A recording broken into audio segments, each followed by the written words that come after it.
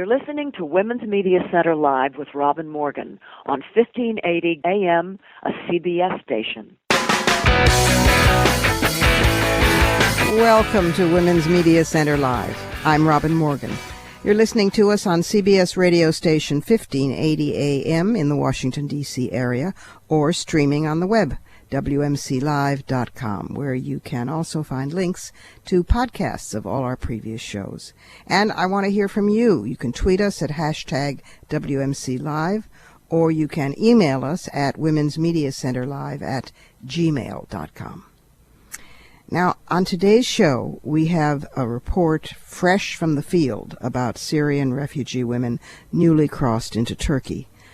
We also take a look at the New York City mayoral race and ponder whether the Big Apple will elect its first woman mayor.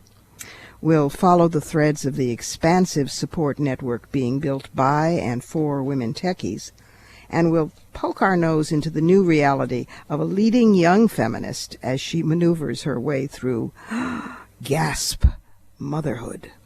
But first, let's look inside the headlines. This long weekend is, of course, the July 4th weekend. To most people, it just means that, July 4th long weekend. But it got me thinking, particularly since the headlines are filled with Cairo and people rioting in the streets against the Islamist government, which is nonetheless democratically elected, and the writing of the Constitution there and in other states that have both suffered and rejoiced over the so-called Arab Spring. It got me thinking about the writing of constitutions. And what triggered it was a mailing that I got about the Libyan constitution and the writing of that. The Libyans' Women's Platform for Peace, that's the name of their group, was formed by leading women activists in October of 2011 to sort of network civil society groups throughout Libya. And it does trainings, it organizes advocacy activities, and it's an information clearinghouse for women's and youth issues and activists and their allies. It's made up of members from all regions of Libya, as well as nationals and members of the Libyan diaspora, which are a considerable number. So, in partnership with Karama, which you may recall, we've had the founder of Karama on, an amazing umbrella group in the region of women's activists. In partnership with them, Libyan Women's Platform for Peace organized an urgent 2-day consultation in June to address the recently issued electoral law, which will govern the selection process for the Constitutional Assembly in charge of writing the new Constitution. It has been dubbed an obstacle to inclusive representation, that electoral law. And so over 2 days, the women's group and civil society groups caucused to try and figure out what to do about it. And this is what they did. The coalition identified critical areas of concern regarding the draft of the law as a whole. And these are the 6 major themes, which I find touching and illuminating. The lack of adequate mechanisms to ensure gender representation. 2, the exclusion of persons holding dual citizenship. 3, the risk of incentivizing political formation along tribal lines by restricting the electoral process to the individual vote system only. 4, the ambiguity surrounding the provision of the, quote, independence of candidates and their non-affiliation with political parties, and the lack of any mechanism to identify such affiliation. 5, the manner in which the simple majority vote system influences the results of women and all minorities. And 6, the risk of jeopardizing the democratic process underpinning constitutional drafting by allowing armed revolutionaries to participate in the Constitutional Assembly. These are all points that have to be addressed before the writing of the Constitution can be addressed. And the complexity of the task and the dedication of the people doing it touched me enormously and made me think of the framers and how they didn't know if it would work. We've given you a republic, Franklin said on emerging from the sessions, if you can keep it. Guest number one this week is Lauren Wolfe, an award-winning journalist who's the director of the Women's Media Center's Women Under Siege project, which reports on sexualized violence in conflict zones and post-conflict zones. You can find out more about it at womenundersiegeproject.org. Lauren, returning to WMC Live now for the second time, is just back from a fact-finding mission in the field where she met with refugees streaming across the Turkish-Syrian border in terrified flight from the civil war. Welcome to the program again, Lauren. Good to have you back. Thank you. Hi. Welcome home. You have been in Turkey at the border, so you know what's been going on in Syria from people who've come out freshly. Take it away and tell us. Well, I had actually just been in Jordan and Lebanon last month, and the really surprising thing about heading to the border in Turkey is how absolutely present the war is. You get a sense that people are coming across daily. I mean, they're literally coming across to meet with us and tell us stories. But it really feels, you see Free Syrian Army guys. You hear that Shabiha's in your town. So you really feel like the war is very present right where you are. Yeah, and the focus that we have, of course, on women refugees and the work that Women Under Siege, the website that you direct for the Women's Media Center, the whole project that you direct, obviously that was your focus there as well. That's right. I was trying to follow up on a number of stories about rape. I'm trying to get a better image of what's happening with Syrian women, whether as refugees or before they leave, when they're in Syria. And I was actually quite surprised how easy it was to gather these stories of sexualized violence. It was a lot harder in Jordan, but I do think it's that fluidity of people coming across so easily in Turkey and the fighting reaching so far into the north that these women really had recent stories, really horrifying stories. Oh, my God. Give us a sampling, or one or two. Sure. I met with a Free Syrian Army member who spent 8 hours trying to get across the border so that he could tell us these stories. And one of them was about his cousin, who was recently stopped at a checkpoint near Banias, where there was a very famous massacre in May.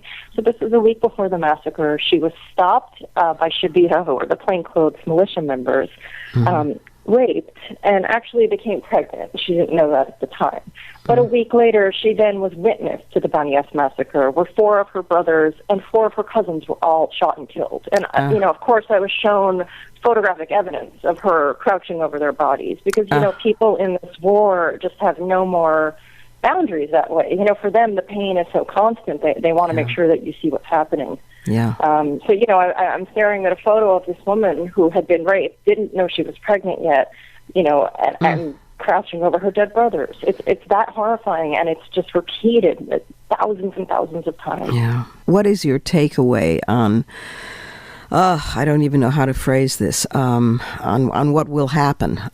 Clearly the United States is becoming more involved. And on the one hand, that seems just and humanitarian and fighting on the sides of the insurgents. On the other hand, the U.S. getting involved always means a whole lot of stuff that we do not wish to have happen.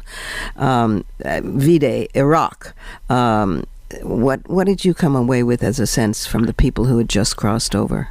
They very much are welcoming of any kind of intervention by the U.S., because at this point I think the rebels are just so desperate they can't match the firepower. Yeah. But, as you know, militarizing a conflict further in the end usually doesn't help women, Yeah. Oh, yeah. So, I'd actually be curious to hear what you think of that. I just think adding more arms into this conflict, I don't know if it's enough at this point. You get the sense that people want more planes, more, large arms. But in the meantime, 3/4 of the refugees are women and children. For them, it's really more about their immediate needs. Of course. Wherever they've now gone to. Of course, yeah. And that does not get addressed really anywhere. I mean, it gets band-aided in refugee camps. But the refugee camps, as I have heard, I'd be curious in your answer about that, are also Women are also totally vulnerable there. There are rapes, there are assaults. It's really horrifying. I was at Satari in Jordan, which is the second largest refugee camp in the world right now, with about 150,000 people. They don't go to the bathroom alone at night. They're afraid to let their children and their girls leave the house. So, basically these girls sit around doing nothing. The depression is really palpable. It's an incredibly sad situation. But then on top of that, I saw something so horrifying in Turkey that I didn't imagine something like this could exist. But we were trying to visit some of the UN refugee camps at the border, but because there had been a recent bombing in Reyhanli in Turkey, we weren't allowed in. So we were told that there were 4,000 refugees in a public park, Syrian refugees. So we showed up, and I've never quite seen misery like this. There were no actual tents. There were tarps and cardboard boxes and 4,000 people living like this. And the women came right over to us and started handing us their children who had scabies on them.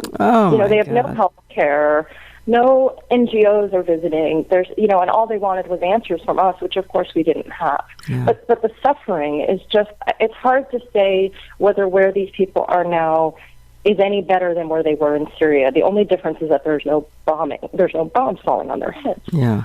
Well, that's a great leap sideways, at least. And the data that Women Under Siege has been compiling from crowdsourcing and every other possible means has held up and is validated by the stories that you heard from people coming out. It's interesting because over time we've discerned different patterns that other NGOs have really backed up. That there are women being raped in detention, men too. Women are being raped at checkpoints and in these home raids. But one of the things that I've been kind of discovering in these reporting trips is we're hearing about private houses, or in one case, a big sports village in Latakia, where women are being kept basically as sexual slaves, and I'm tracking these things down as fast as I can, and I have names of men involved and addresses, and it's the kind of thing where I'm talking, to the UN and people who, it's not clear if anyone can actually stop what's going on, but at least we need to become aware of it. Remember the rape camps in Bosnia and the former Yugoslavia, which were thought not to exist at first. I mean, it was a rumor. Exactly. It couldn't possibly be. There couldn't possibly be rape brothels set up specifically. And then, of course, the heartbreaking, brain-searing news item came out that when it was one of the camps was liberated by Blue Berets, by UN troops, they weren't there to liberate; they were there to use the women. Not obviously with the approval of the United Nations, but those Blue Beret troops come from different countries, and it depends on just how what the culture is in the country they come from. I think it was the worst offenders were Fiji and Pakistan, who committed rapes under the banner of the United Nations, to everyone's shock and shame. I actually heard something equally shocking that I've not been able to prove, but I've certainly asked around about it, and people have heard this rumor as well, that NGOs, local and foreign, in Jordan are sexually exploiting women, for food coupons. And I heard this from a relatively high source. So, I think you're right. It's the people you least expect, and maybe we should start expecting it more. Yeah, well, it is systemic and epidemic. And you are already and will continue to be writing about this for Women Under Siege. So I've actually been all weekend writing up about 20 different reports about these different rape sites, about the different reports we've gathered, and I'll continue to publish on the site. But also I'll just give the listeners the CrowdMap address if they want to see these new reports. Excellent. It's womenundersiegesyria.crowdmap.com. womenunderSiegeSyria.crowdmap.com, right? Right. And it's a remarkable site and really first-rate work that you do on it, and the crew of Women Under Siege. It's one of the Women's Media Center's proudest projects. I'm glad you're home safe and in one piece, and with lots of stories to tell. So thank you, and thank you also for being with us today. Thanks a lot. We'll take a short break here on Women's Media Center Live. I'm Robin Morgan, and when I come back, I'll be talking with a woman who has for years personified the best values in the New York political scene. After Hurricane Sandy, parts of the East Coast have returned to normal, but others won't see normal again for quite some time. One group getting volunteers and aid supplies to those who need it is called Occupy Sandy. Made up of a coalition of Occupy Wall Street activists, community organizers, and technologists, Occupy Sandy is using social media and other software tools to identify and quickly respond to urgent needs among the hardest-hit communities. You can help. To donate or to volunteer, visit occupysandy.org.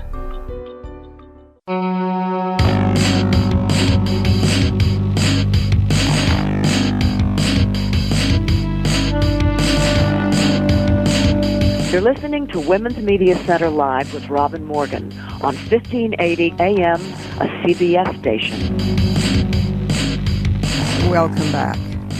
Our next guest, Ronnie Eldridge, a political protege of Bobby Kennedy's, has served many roles in public service as director of the New York State Division for Women and as a member of the New York City Council.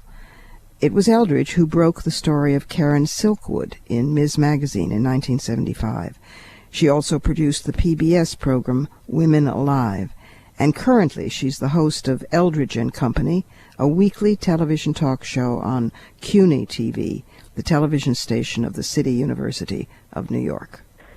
Oh, dear Ronnie, welcome to the program. Thank you, Robin. It's lovely to have you here, turn and turn about, because I have been a guest on Eldridge and Company, which is a television program, a wonderful weekly TV talk show on CUNY, C-U-N-Y TV, the television station of the City University of New York. That's one of course, of the 533,000 things that Ronnie Eldridge is good at. You are the original political Renaissance woman.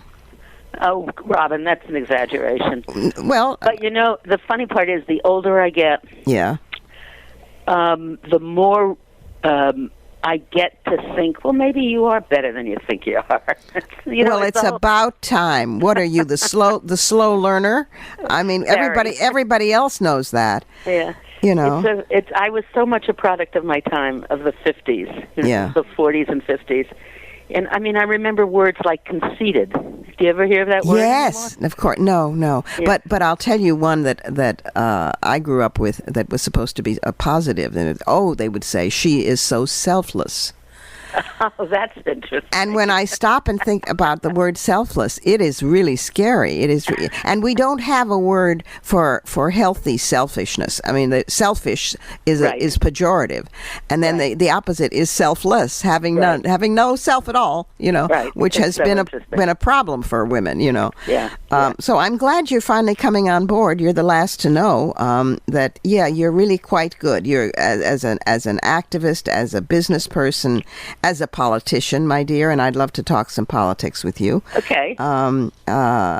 We've got a race on right now for the mayoral in New York City. Yeah.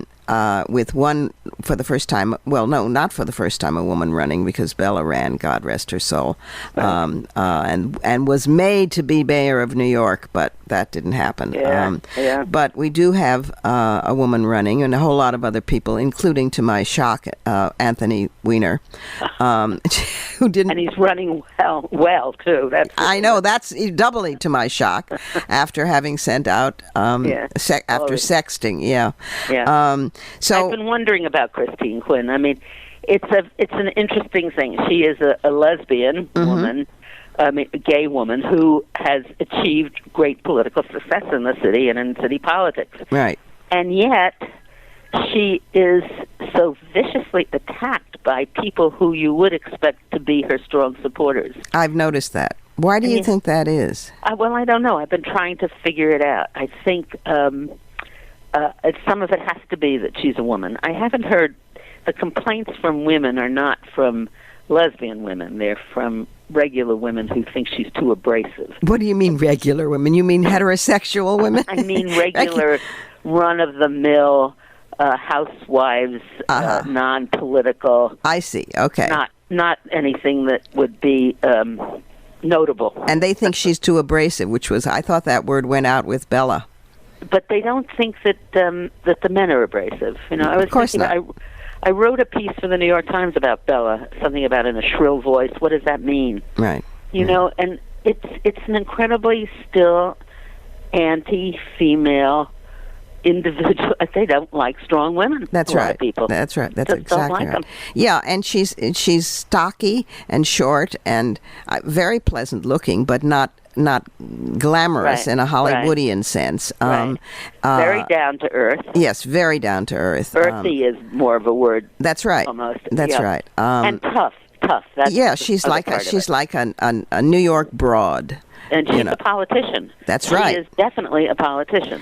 So when a man is a politician, it's most often all right. But when a woman is obviously a politician, which means working with county leaders, party establishment, with the incumbent mayor, whether you like him or not, maneuvering around, coming to compromises, it's disapproved by lots of people that you would think would be her natural constituency. Yes. Because basically she's a reformer in her own way, right. and a liberal, left, aggressive. When you served on the New York City Council, that was what, 89 to 2001? Yeah, around there, and you represented the Upper West Side.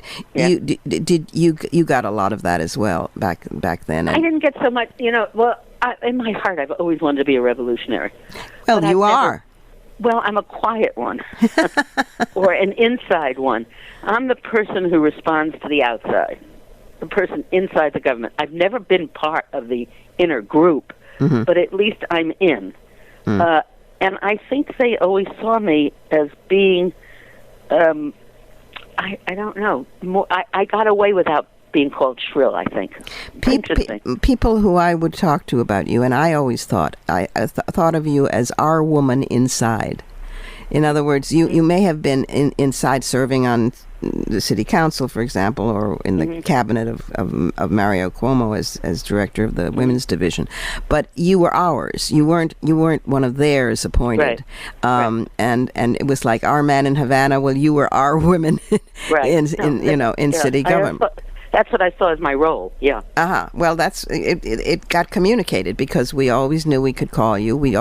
You were always available. You came out of social justice movements, and that makes for a very different kind of politician, I think, than somebody who grows up, in a strict. Right. Well, Christine Quinn came from a union family. Worked as a very strong housing advocate. Very strong for affordable housing and protecting SROs and of really low-cost public housing.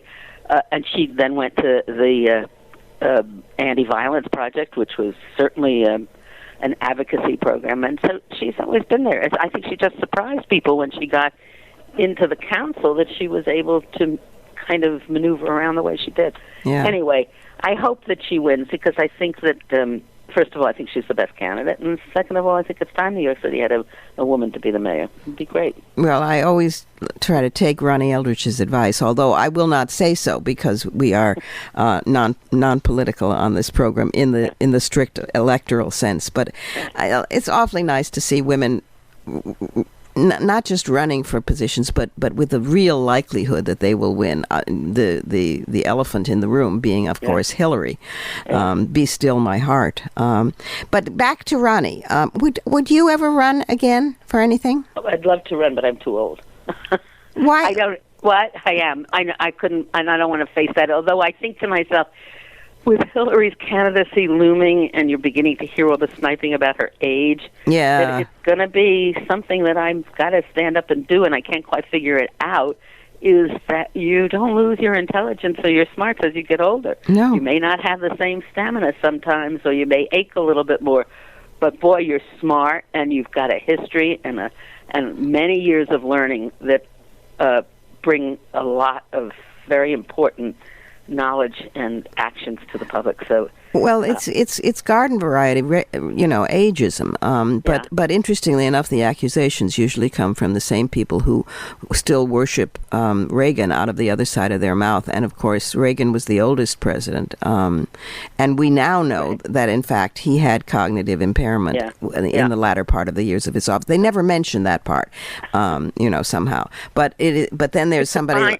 It's a very fine line. It's a very fine line, and there's somebody like Kissinger still going strong into their 80s. It depends on which culture, and ours is a youth worshiping culture. Well, I'm for your running for anything at any time. Any other particular plans? Running for the hills? No. No. I'm spending a lot of time trying to think about what I want to do when you grow up. When I grow up, it's still amazing to me that I have grown up, and I look back and think, it's been a good time, and I just want to keep it going.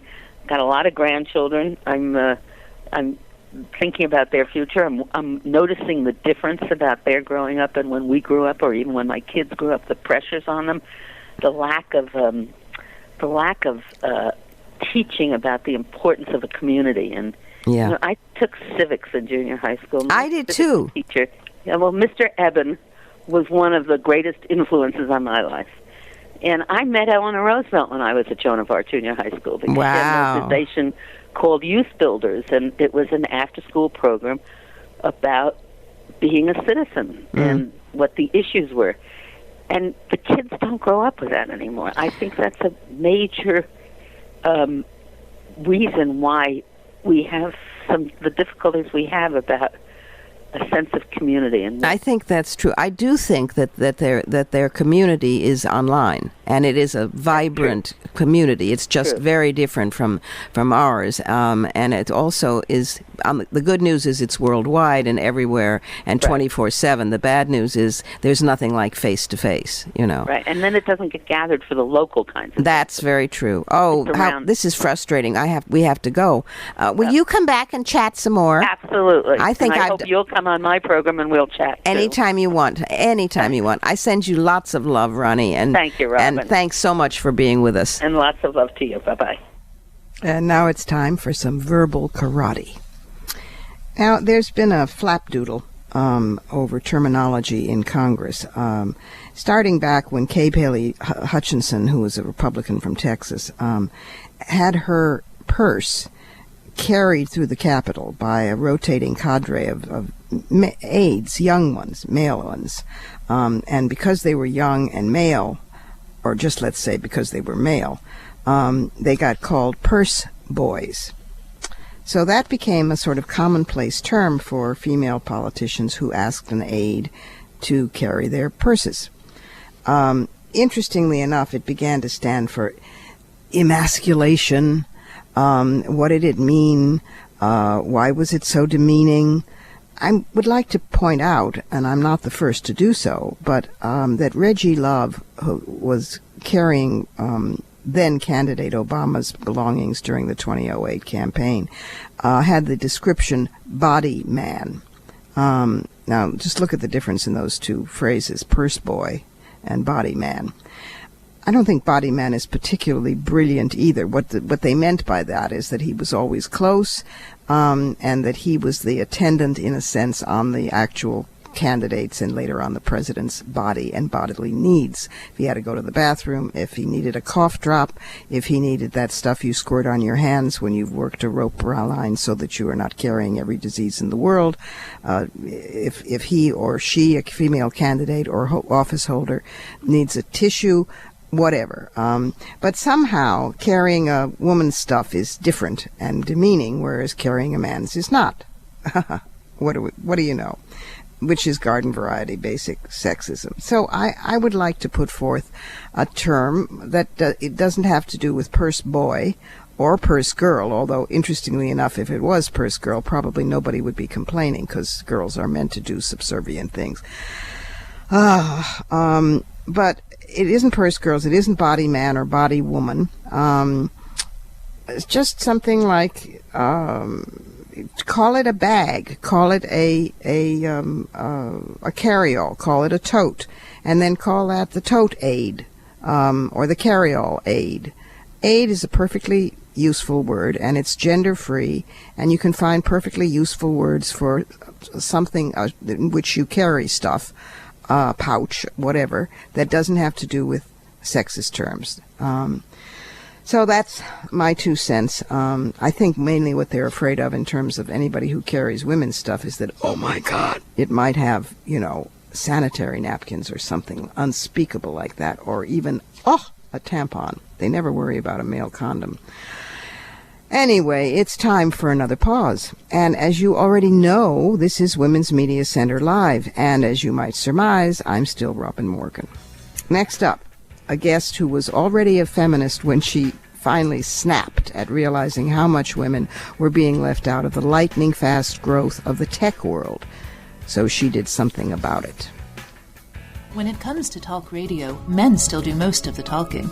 It doesn't get too much better if you look at television, newspapers, film, video games, social media, literature, sports, and corporate or technology leadership. The Women's Media Center's Status of Women in the U.S. Media 2013 report details the persistent gender disparity in a range of media institutions that rank among the greatest influencers in American society. To read the full report, go to womensmediacenter.com.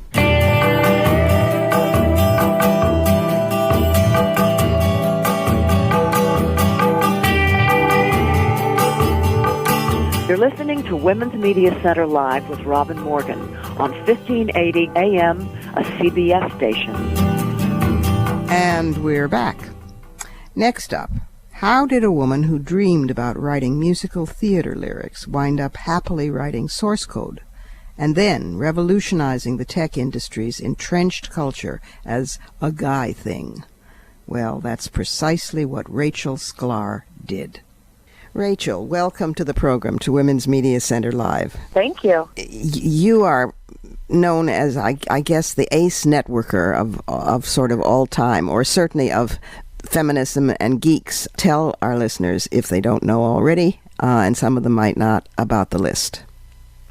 So the list is an outgrowth of an email I sent one day in April 2010 to about 20 of my peers in the new media and tech scene in New York City. After New York Magazine had a cover story on the tech scene that was pretty much dominated by dudes.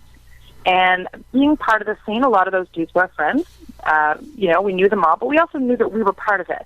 And having been a media critic for a number of years and having covered Hillary Clinton running for president and Katie Couric ascending to the anchor chair, like all the ways in which women are treated differently, something in me snapped, and I was like, enough is enough, and it's time to get out in front of this. And I didn't actually have really much of a sense of what could be done. Mm-hmm. I just knew that the first step was articulating the problem and sort of coalescing like-minded people around it. Mm-hmm. And from there, I started an organization called Change the Ratio, which was exactly as it sounds, meant to change the ratio of representation at the highest echelons of media and funding and basically access to reflect the population, and particularly to reflect women. And so from there, the list was born as an email list that grew and grew. We switched to a Google group that grew and grew, and it started becoming sort of the unofficial back channel and sort of brain hive of Change the Ratio, and it became very clear that we actually had something there, that this network of women was getting actionable, tangible, real results for each other, and the phrase "a rising tide lifts all boats" was actually happening within this network. And there are many networks that do that, and but we're used to seeing those networks be sometimes in the mold of the old boys club. Right. So it's that's what we're looking to approximate. I was just about to say this is one of the new girls clubs. Yeah, and there are lots of them, and it's it's really heartening to see that sort of with the lowered barriers to entry that the internet provides, and all the corrections of information asymmetries, it's a lot easier now for women to be hep to what's going on, to sort of look around and say, wait a second, what is this? Why don't I know about it? and why has nobody included me, that happens a lot sooner. That didn't really happen for me until I was in my mid to late 30s. And then retroactively, I was able to look back at my life.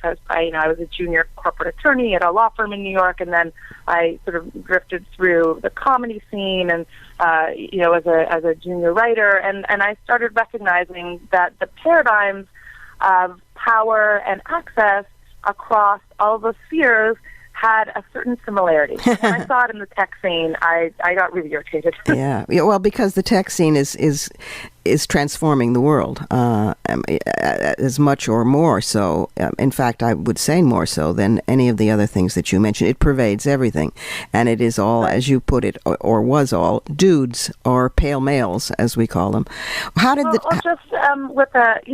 there just seemed to be a disproportionate emphasis on that as a pattern. And because the tech scene is so about merit, about, anyone can hack something together in their basement and change the world, there was something wrong with the fact that those anyones kept on being, young, white, 20-something Stanford dropouts. Tell me, it confuses me, but I don't know whether this is the reaction from the dudes or from women who are still intimidated by change and cling to the old ways. But there's been criticism of you as being coming on too strong. They haven't, not that I've read, they haven't called you shrill and divisive, which is usually strident. Shrill and strident is what is usually trotted out for feminist activists. But they say that you sought attention for yourself, and it doesn't seem that way to me. But where do you think that's coming from?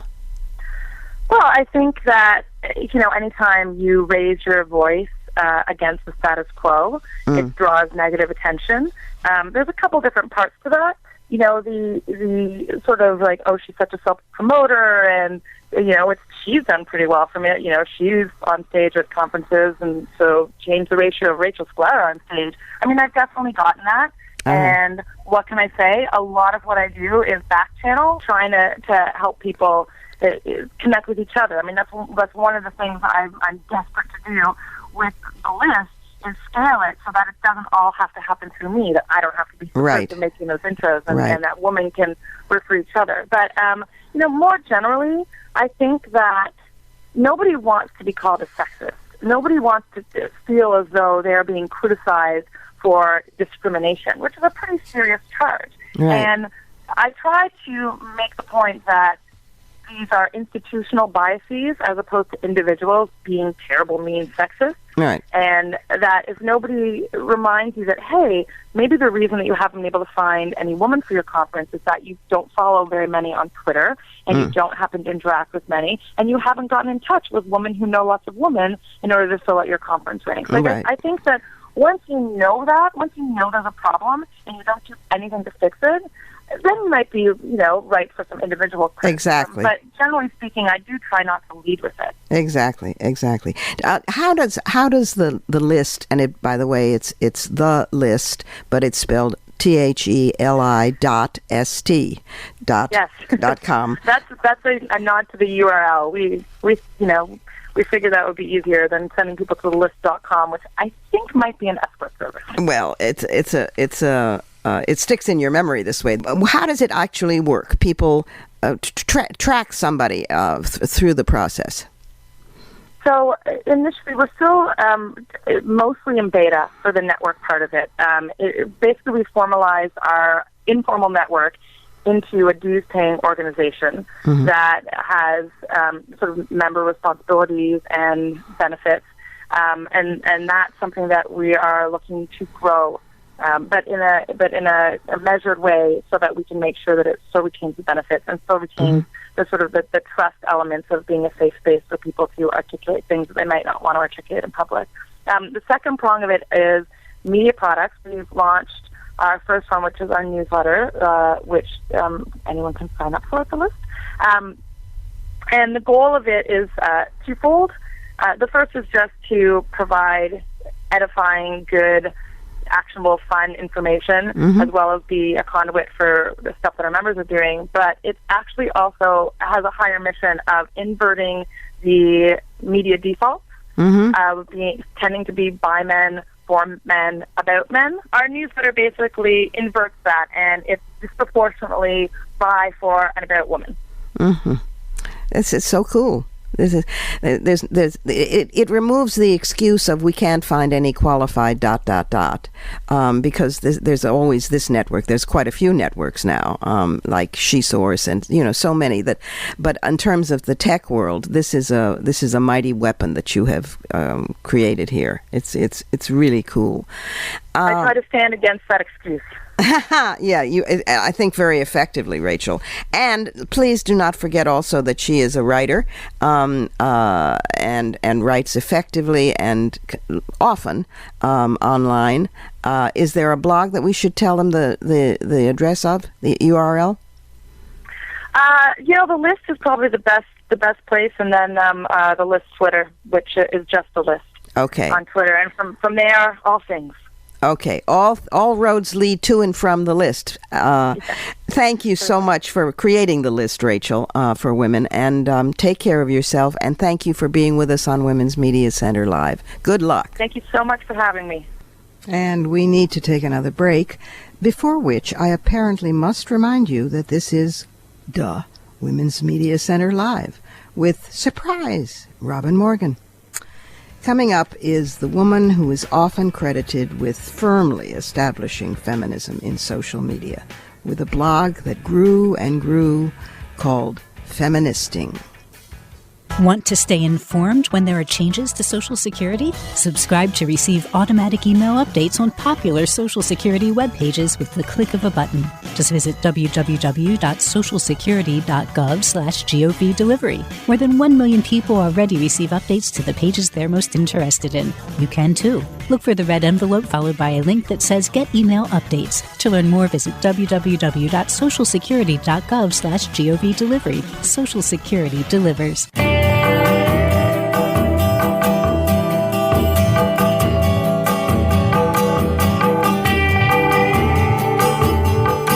You're listening to Women's Media Center Live with Robin Morgan on 1580 AM, a CBS station.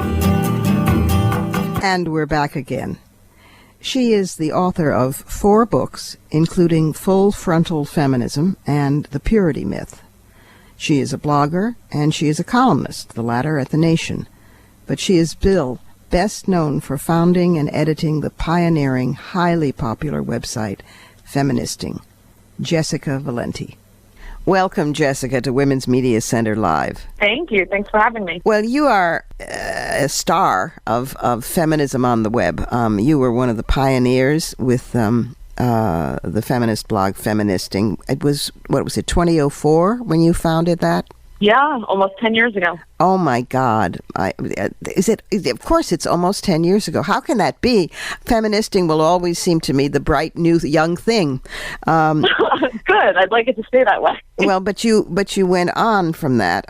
You've done books in the old style of books, whether they're ebooks now or not.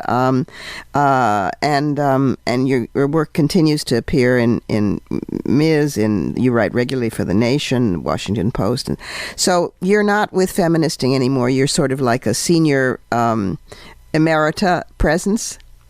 Yeah, that's I'm here if they need me for advice. They rarely do not, because they're so smart and they're doing such a great job on their own.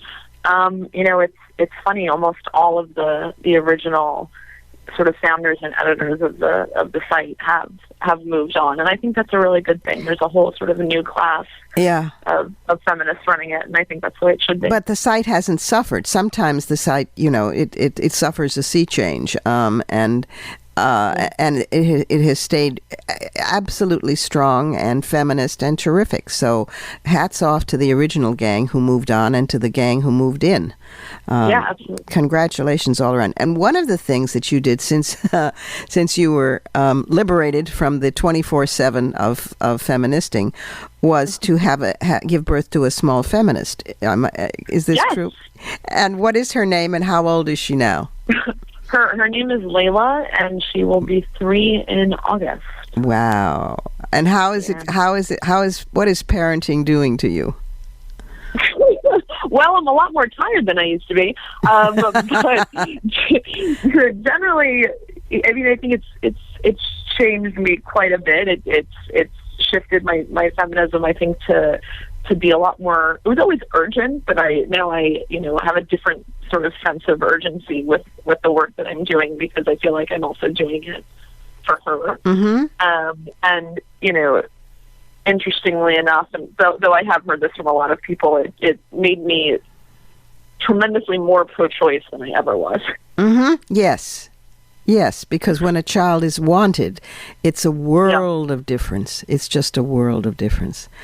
It is. And I also, when I was pregnant with Layla, I had a really difficult pregnancy, and I got very sick, very, very, very ill. And she was born prematurely, and, I was so lucky to have all of this wonderful care, and just the idea that the government could intrude on these really private medical moments, that can be so traumatic, was just so overwhelming. Well, and intervene in ways defined by legislators who are so profoundly ignorant of human anatomy or science. Well, that they think we have magic juices that shut down pregnancy after rape. But why am I wondering? I mean, these are the same people who think that Jesus and dinosaurs were around at the same time. I mean, it's the willful ignorance that gets me every time and makes my teeth gnash.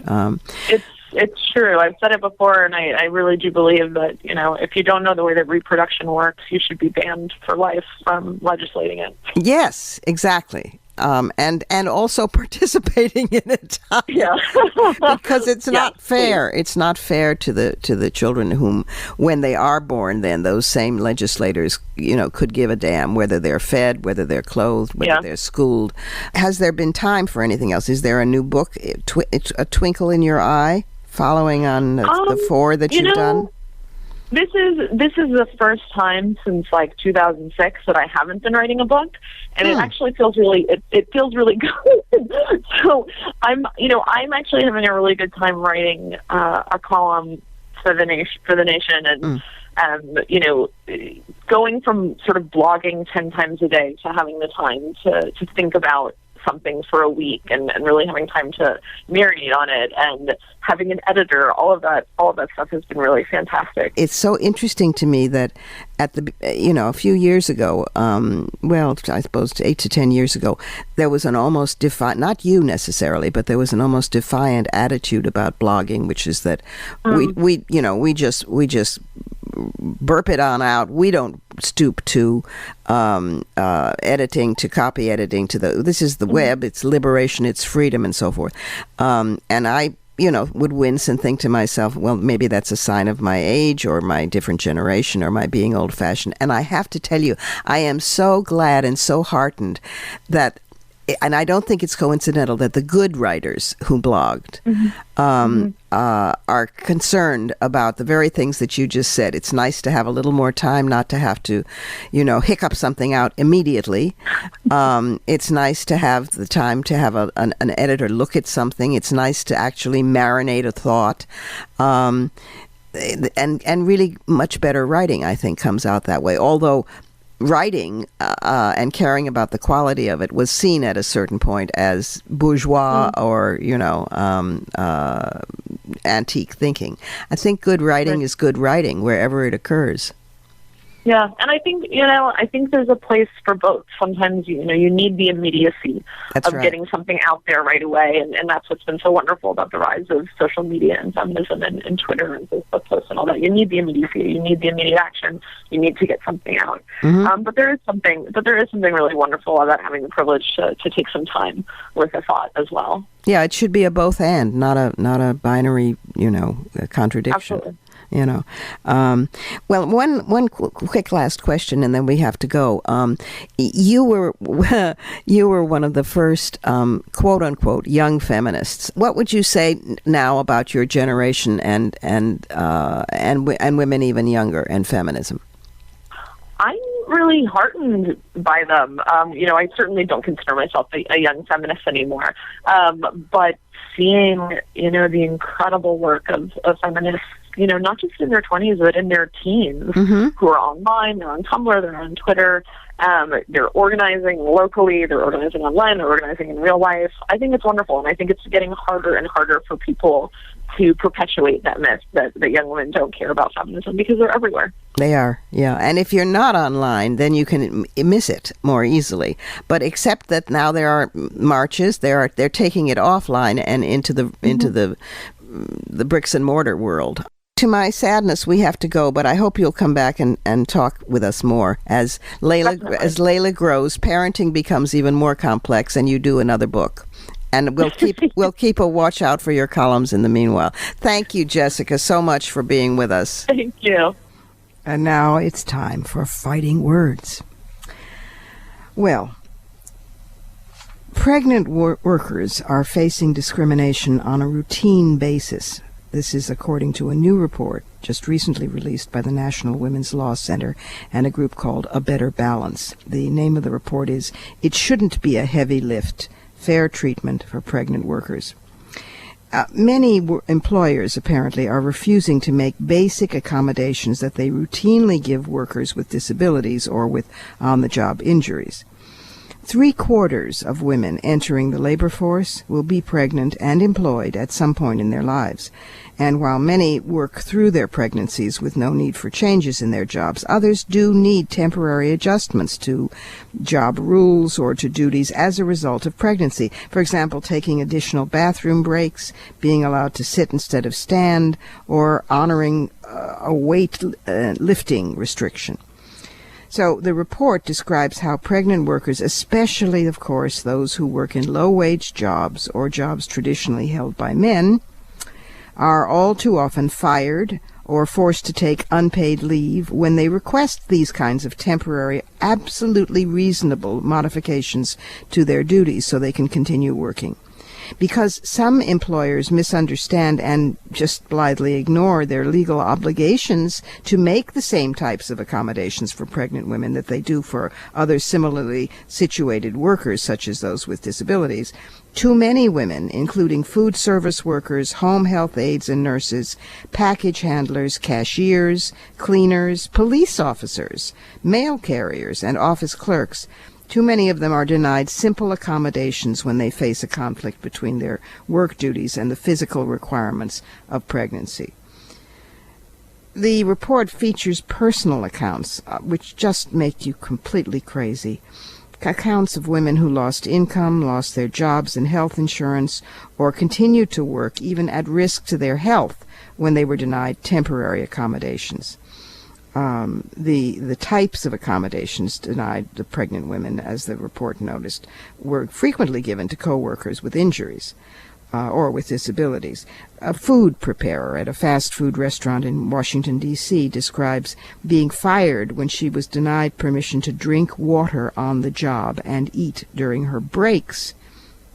A cashier at a Dollar Tree store on Long Island recalls not being allowed to sit on a stool, although other workers in other Dollar Tree stores did. Instead, she was made to stand on her feet for 8 to 10 hours at a stretch, which landed her in the emergency room several times. A letter carrier in Minnesota used up her paid leave when her employer refused to let her work inside on extremely hot days, despite offering that option to employees with on-the-job injuries. By the time her baby was born, her depleted sick leave left her with no income whatsoever during her maternity leave. Now, this is just simply not acceptable. On the state level, only 8 states have laws that expressly require some or all employers to provide certain types of accommodations to pregnant workers. The states are Alaska, California, Connecticut, Hawaii, Illinois, Louisiana, Maryland, and Texas. The New York State legislature is currently considering the Women's Equality Act. Well, that's run into a lot of trouble, actually. That would include such a provision.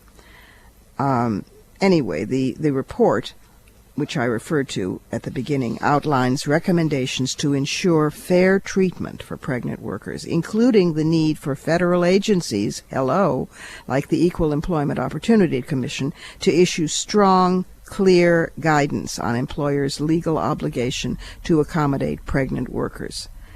Also, if you feel like getting active, passage of the Federal Pregnant Workers Fairness Act which would require employers to extend to their pregnant employees the same common-sense adjustments that they already provide workers with disabilities, and expansion of state law protections guaranteeing reasonable accommodations for pregnant workers. Those are fronts to work on. Those are the fronts that need letters and faxes and emails to state legislators and to federal legislators. And that's it for this week. You've been listening to us on CBS station 1580 AM radio in Washington, D.C., and on the web at WMClive.com, which also has podcasts. Remember to email us at womensmediacenterlive@gmail.com. Portions of this program were taped earlier. Views expressed here do not represent the WMC. And here's the family for Women's Media Center Live. WMC President and for this program Executive Producer Julie Burton, Senior Producer Crystal Williams-Chancellor, Technical Director Michelle Kinsey-Bruns, and our founding sponsor Regina Kulik-Scully. I'm Robin Morgan. Thanks for being with us. Join us next week when, hopefully, Mona El-Tahawi will be with us from Cairo to tell us what's really happening in Egypt on the ground and women's crucial role in that. And also next week, girlfriend and co-founder of the Women's Media Center, Jane Fonda, will revisit the program to let us in on the mischief her character will make in the new season of The Newsroom, and on what it's like to have Aaron Sorkin's glittering lines come out of one's mouth. Jane's also shooting a new movie, playing Tina Fey's mother. What stories about life on that set? Only here on Women's Media Center Live.